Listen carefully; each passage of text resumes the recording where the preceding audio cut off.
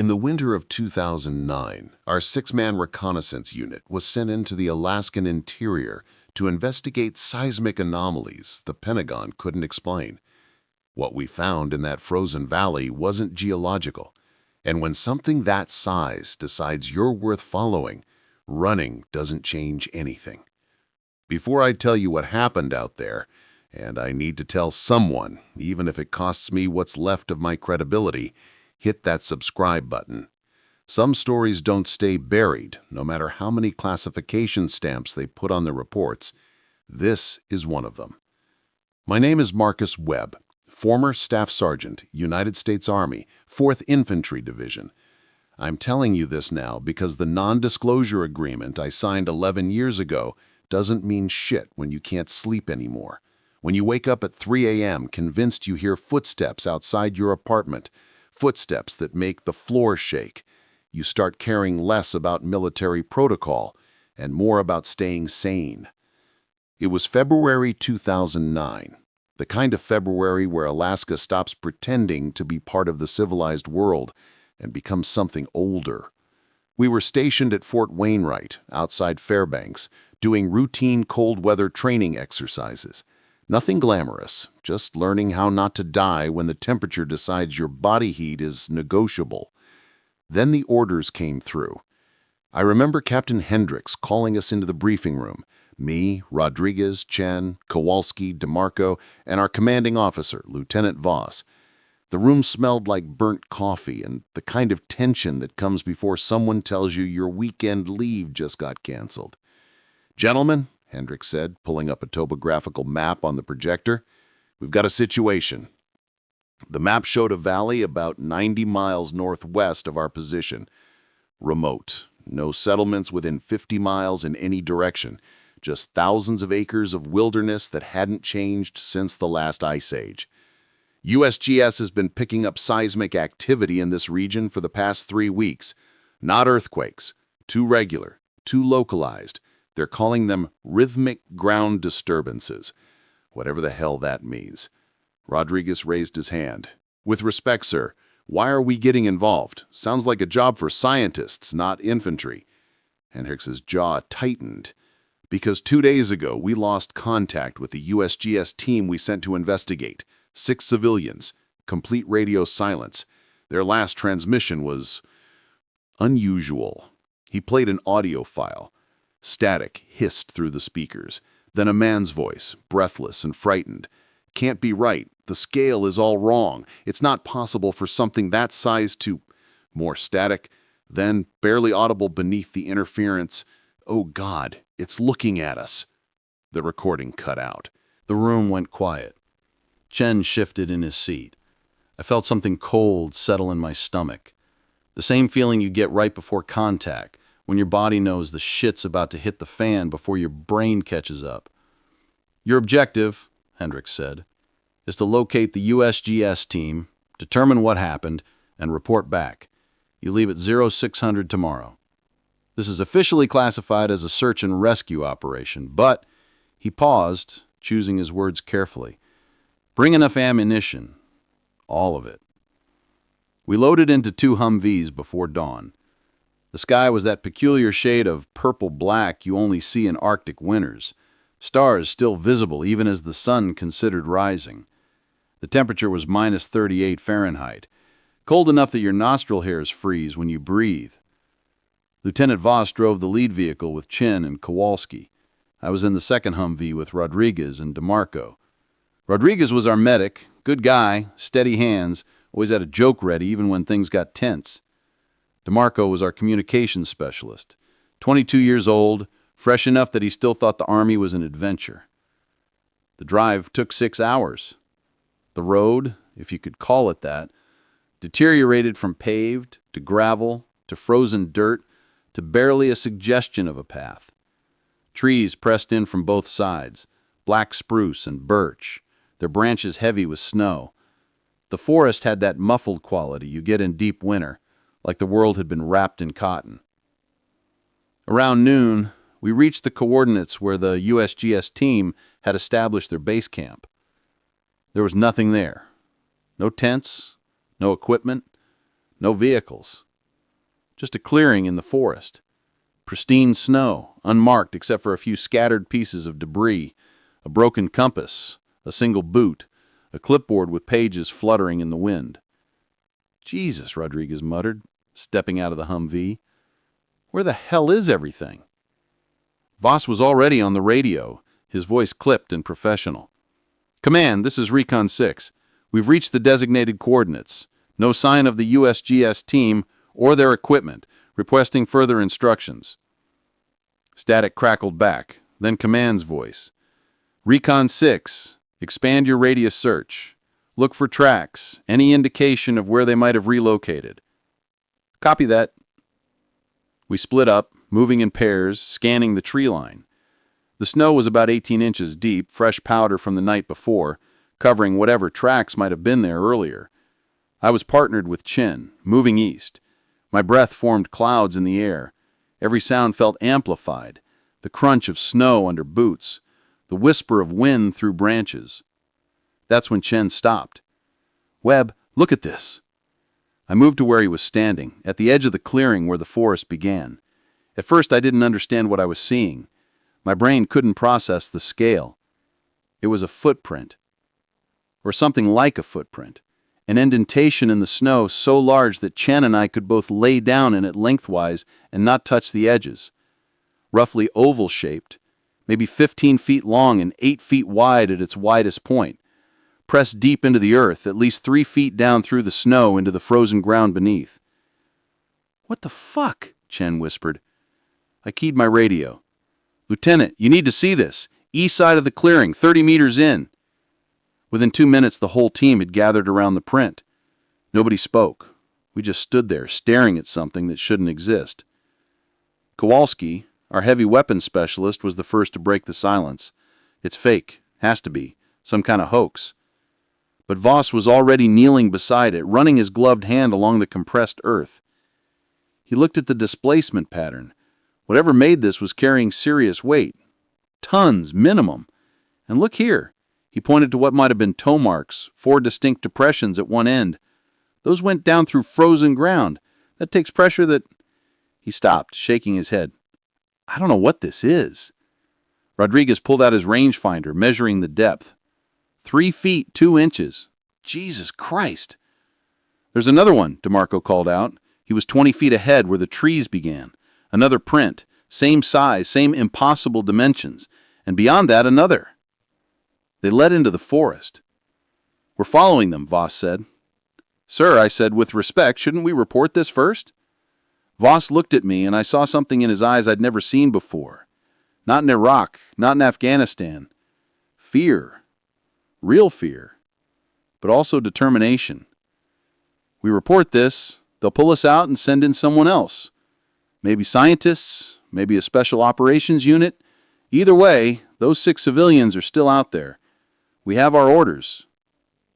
He wasn't wrong, but that didn't make following those prints feel any less like walking into a predator's den. We moved in a standard tactical column, weapons ready, spacing between each man. The prints continued in a roughly straight line, heading northwest, deeper into the valley. Each one was identical in size, the stride between them approximately 45 feet. Let that sink in. 45 feet between steps. I've studied animal tracking. I've seen grizzly prints, moose prints, even elephant prints from a training exercise in Thailand. This wasn't any of those. The shape was wrong. Too elongated, too symmetrical. And the depth. Nothing biological could weigh that much and still move. But something had made these prints. We'd been following the trail for maybe 30 minutes when Rodriguez said, "Anyone else notice the trees?" I looked up. He was right. On either side of the print trail, trees were damaged. Branches broken at heights of 20, 30 feet up. Bark stripped away in vertical gouges, like something had brushed past them. "How tall would something have to be," Chen said quietly, "to do that by accident?" Nobody answered. The prints led us to a ravine. The ground dropped away sharply, maybe 60 feet down to a frozen stream. And there, at the bottom, we found the USGS camp. or what was left of it. The tents had been crushed flat, pressed into the ice like someone had stepped on them. Equipment was scattered everywhere, laptops smashed, cases broken open, papers frozen to the ground. One of the vehicles, a heavy-duty research truck, was overturned, lying on its side like a discarded toy. We rappelled down in pairs. The cold was worse in the ravine, trapped by the high walls, no sunlight reaching the bottom. Our headlamps cast weird shadows. "No bodies," Kowalski observed, his voice tight. He was right. No blood, no remains, no indication of what happened to the six-person team. Just destruction and emptiness. DeMarco was checking one of the smashed laptops. "This is weird. Look at this." He'd managed to get one partially booted. The screen flickered, showing the last file opened. It was a seismograph reading showing wave patterns. But it wasn't labeled as an earthquake. The file name was Bipedal Locomotion Pattern Analysis 5.doc. "Bipedal?" Rodriguez said. "As in, 2 legs?" Chen had moved to one of the tent fragments. He pulled something from beneath the collapsed fabric. A journal, somehow intact. He flipped it open, reading aloud. "Day 18. The patterns are consistent. Whatever is generating these seismic events is moving on 2 legs. Stride length suggests height of 80 to 100 feet. Weight estimated at 400 to 600 tons, based on ground displacement. Dr. Hammond thinks I'm insane, but the data doesn't lie. Something is walking through this valley. Something massive. We've set up motion cameras along the ridge. Tomorrow we'll—" The entry ended there. 80 to 100 feet tall? I repeated, my voice sounding distant to my own ears. That's not possible. The prints are possible, Voss said. We followed them here. The damage is possible. We're looking at it. So maybe we need to recalibrate what we think is possible. That's when we heard it. A sound like nothing I'd ever heard before. Low, so low it was more felt than heard, resonating in your chest cavity, making your teeth ache, a rhythmic vibration that came from somewhere above us, beyond the ravine. Boom. Pause. Boom. Pause. Boom. Footsteps. Chen whispered. We froze, every one of us. That primal part of your brain that evolved to keep you alive by making you invisible to predators, that part took over. We didn't move. We barely breathed. The booming continued, steady and deliberate, not fast, almost leisurely. But each impact sent vibrations through the ground strong enough to dislodge small ice fragments from the ravine walls. And it was getting closer. Voss made a quick hand signal. Move out, quietly, back to the ropes. We started climbing. My hands were shaking, from cold, from fear, I don't know. Rodriguez was below me, Chen above. The booming was definitely closer now. And between the sounds, I could hear something else. A breathing sound, like deep and resonant, like wind through a cave. I was halfway up the rope when Chen reached the top. He looked over the edge of the ravine toward the source of the sound. He went absolutely pale. "Oh, fuck! Oh, fuck! Oh, fuck! Oh, Chen!" Voss hissed. "What do you see?" But Chen was already scrambling away from the edge, moving with panicked urgency. That spooked the rest of us. We climbed faster, discipline giving way to raw survival instinct. I reached the top and pulled myself over the edge. Voss grabbed my arm. "Webb, we need to move, now!" What did Chen see? Just fucking move! We ran. Full sprint through the forest, following our own trail back toward the Humvees. Behind us, the booming continued.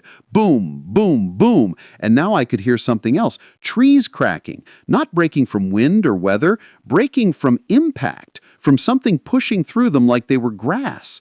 We burst into the clearing where we'd left the vehicles.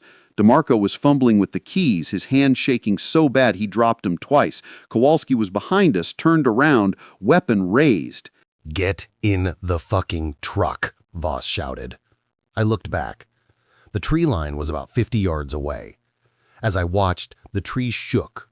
Not from wind, from something moving behind them. something so large that full-grown spruce trees swayed from its passage. Then I saw it. Not fully, not all of it. The forest was too dense, the shadows too deep. But I saw something. A shape that rose above the tree line, silhouetted against the purple evening sky.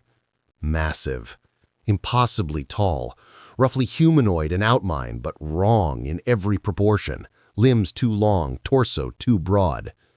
And it was turning toward us. I saw what might have been a head, angular and enormous, rotating with the slow inevitability of a mountain peak shifting position. And though I couldn't see details, couldn't make out features, I had the absolute, unshakable certainty that it was looking at us, seeing us. "Go!" someone screamed. Might have been me. We piled into the Humvees. DeMarco finally got the engine started. The vehicles lurched forward, tires spinning on ice before catching traction. Behind us, something stepped into the clearing. I saw it in the side mirror. Just one step, one footfall, and the entire ground shook. The thing that came down was a foot, or something like a foot, and it matched the prints exactly. 15 feet long, crushing snow and earth beneath it. The leg above it rose up and up and up, disappearing into shadow and distance. Rodriguez was screaming prayers in Spanish. Chen had his eyes squeezed shut. I couldn't stop looking in the mirror. The thing took another step, following us. Not running, not hurrying, just walking. But each of its strides covered 45 feet. We were doing 30 miles per hour on rough terrain, and it was keeping pace. "Faster!" Kowalski shouted. "I'm flooring it!" DeMarco shot back. The thing behind us, God, I don't know what to call it, reached down. I saw an arm, thick as an old-growth tree trunk, extending, fingers, 4 of them, each the size of a person, reaching for Voss's Humvee ahead of us. Voss swerved, the hand missed by inches. It came down on the ground instead, and I felt the impact through our vehicle like a localized earthquake. We hit a rough patch. The Humvee caught air for a second, came down hard. Something in the engine made a bad sound, but we kept moving. The booming behind us continued for another minute. Then stopped. Just stopped. We kept driving. Nobody suggested slowing down. We drove for an hour straight, following the barely visible trail back toward the main road, expecting at any moment to hear that booming resume. It didn't. When we finally stopped, exhausted, terrified, running on fumes, it was full dark. We were maybe 20 miles from Fort Wainwright. Voss got out, vomited in the snow. Rodriguez was crying. Chen was just staring straight ahead, catatonic. I checked our equipment. The helmet cams we'd been wearing had recorded everything. Video proof. Actual fucking video proof.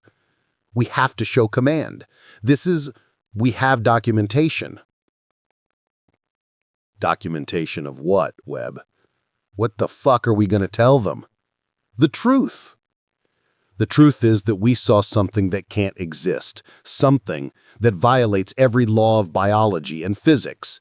You think they're going to believe us? You think they're going to do anything except lock us up and bury this? He was wrong, but he was also right. We made it back to base at 0400. We filed our report. We handed over the helmet cam footage. We told them everything. They listened. They nodded. They took our equipment. 3 days later, we were each called in for individual debriefings. Men in suits, not uniforms. They had our footage. They'd analyzed it.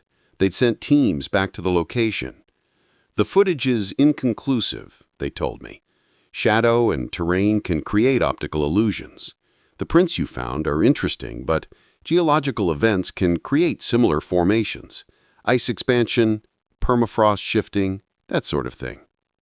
Bullshit, I said. We all saw. What you saw was a traumatic event compounded by extreme environmental stress and low light conditions. The USGS team, unfortunately, appears to have been lost in an avalanche. We've recovered some remains. Case closed.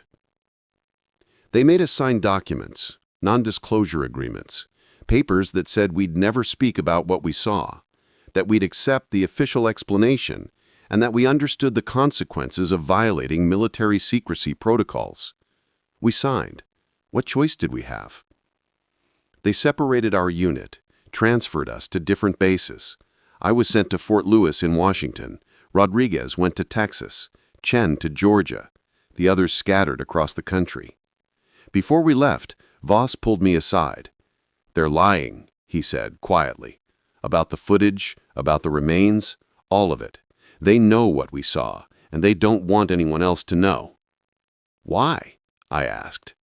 "Because some things, Webb, some things aren't meant to be public knowledge. Some things would change everything if people knew they were real." That was 11 years ago. I've tried to move on. Got out of the Army in 2012, got married, got divorced, work security at a mall now. Normal life, normal problems. But I can't stop thinking about what we saw.